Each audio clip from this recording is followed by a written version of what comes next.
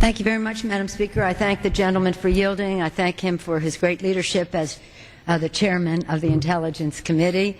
I commend him. I commend Mr. Conyers, the distinguished chairman of the Judiciary Committee, for although he is not supporting the legislation before us today, he certainly had a tremendous impact to improve it. Thank you for your relentless championing of civil liberties in our country, Mr. Conyers. I want to pay special tribute to our Majority Leader, Mr. Hoyer, for making this compromise possible today. It's a very difficult task. Many competing views as to how we should go forward.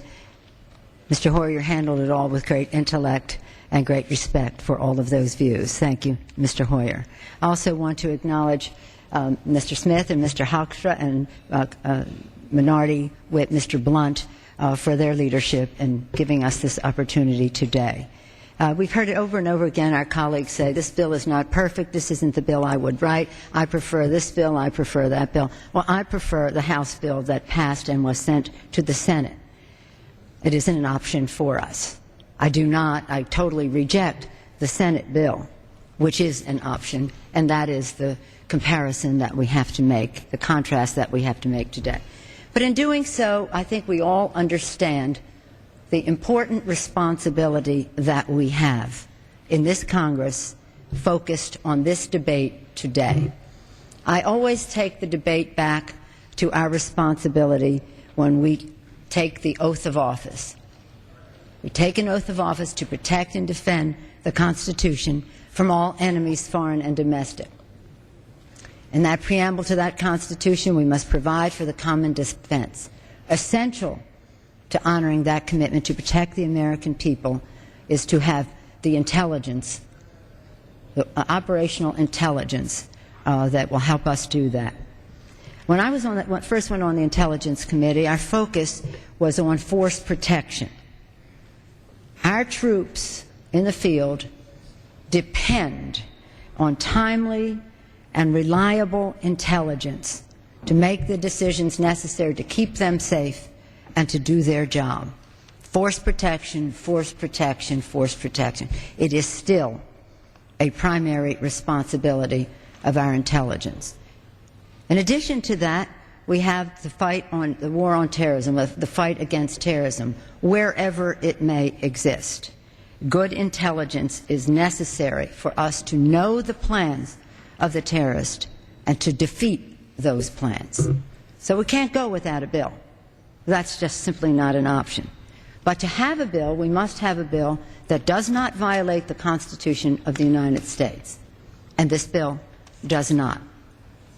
Some in the press have said that under this legislation, this bill would allow warrantless surveillance of Americans. That is not true. This bill does not allow warrantless surveillance of Americans. I just think we have to stipulate to some set of facts. We may have our opinions about the bill, but there have been so many versions of the story of different bills that have come up. The PAA last year, which I thought was totally unacceptable. The Senate bill, also unacceptable. Our House bill, which I mentioned before, which I thought was the appropriate way to go, and now this compromise. As I was talking with Mr. Hoyer in the course of his negotiations, there were certain things that I thought had to be in the bill to make it acceptable, certain threshold issues that had to be there, and they are. In terms of the original FISA bill, it's interesting to note that this bill is an improvement on that. So in three important ways. First, we all recognize that changes in technology necessitate a change in the legislation, and this legislation today modernizes our intelligence gathering system by recognizing and responding to technological developments that have occurred since the original FISA Act in 1978. In doing so, we can make the country safer in a more advanced technological way. Second, and this is very, very important, and there's some misunderstanding about this, this bill provides that Americans overseas receive the same FISA protections, including an individualized warrant based on probable cause as Americans living within the country. This is a very important improvement on the original FISA Act. Third, this bill strengthens congressional oversight. And this is very important, the transparency. Transparency and intelligence don't always go together, but accountability is central to intelligence. This strengthens congressional oversight by requiring that the executive branch provide more extensive information about the conduct of surveillance to both the Intelligence Committee and the Judiciary Committee. This is new. This is better. The more we know, the better I think the law will be enforced.